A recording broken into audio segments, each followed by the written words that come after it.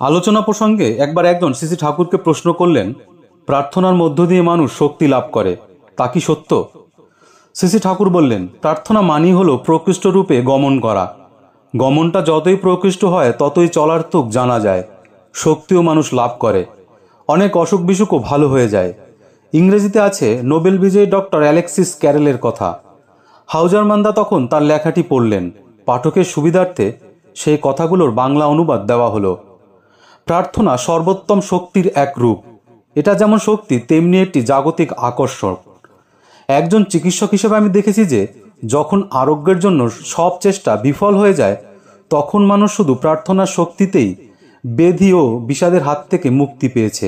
প্রার্থনা রেডিয়ামের মতো একটি আলোকময় এবং শতসজ্জনী শক্তির উৎস স্বরূপ। প্রার্থনার সাহায্যে মানুষ অসীম শক্তির শরণাগত হয়ে তার সীমিত শক্তিকে বাড়িয়ে তুলতে পারে। যখন আমরা প্রার্থনা করি তখন জগতের অন্তর্নিহিত অশেষ ইচ্ছাশক্তি, যা কিনা জগৎকে পরিচালিত করে, তার সঙ্গে নিজেদের যুক্ত করে তুলি। আমরা প্রার্থনা করি এজন্যই যাতে এই অফুরন শক্তির যৎকিঞ্চিৎ আমাদের প্রয়োজন পূরণে নিয়োজিত হতে পারে। শুধু এই আত্মনিবেদনের মধ্য দিয়ে আমাদের মানবীয় খাক্তির পূরণ হয়।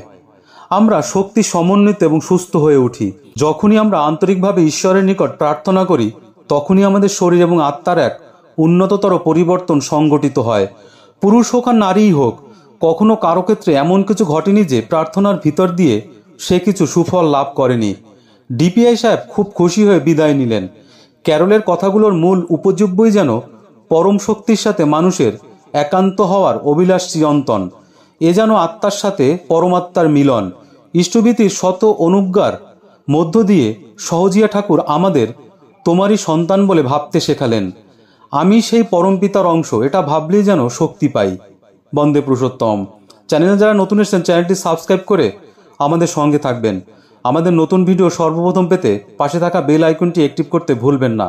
কমেন্টে আপনাদের মহামূল্যবান মতামত জানাতে অবশ্যই ভুলবেন না।